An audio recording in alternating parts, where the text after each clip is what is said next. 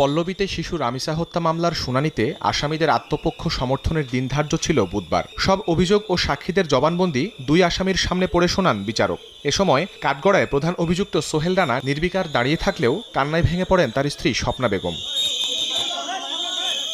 শুনানির শুরুতে কৌশলে দায় এড়ানোর চেষ্টা করেন ঘাতক সোহেল রানা। ঘটনার দায় চাপাতে চেষ্টা করেন ডলার নামের আরেক ব্যক্তির ওপর। তবে রাষ্ট্রপক্ষের আইনজীবীরা বলছেন এটি বিচার প্রক্রিয়া প্রভাবিত ও বিলম্বিত করার অপকৌশল।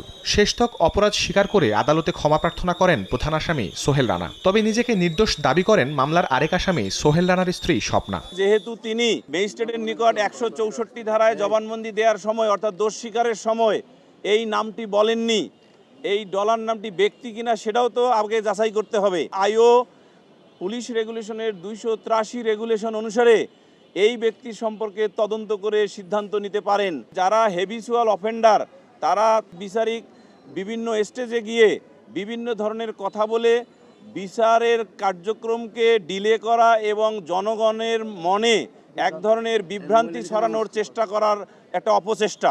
আসামি পক্ষের আইনজীবী জানান নিজেদের নির্দোষ প্রমাণে নতুন করে আর কোনো সাফাই সাক্ষী হাজির করা হবে না। আসামি সোহেল রানা বিজ্ঞ আদালতে বলেছেন, মাননীয় আদালত, আমি ভুল করেছি, আমাকে মাফ করেন। দোষ স্বীকারই বলা যায়।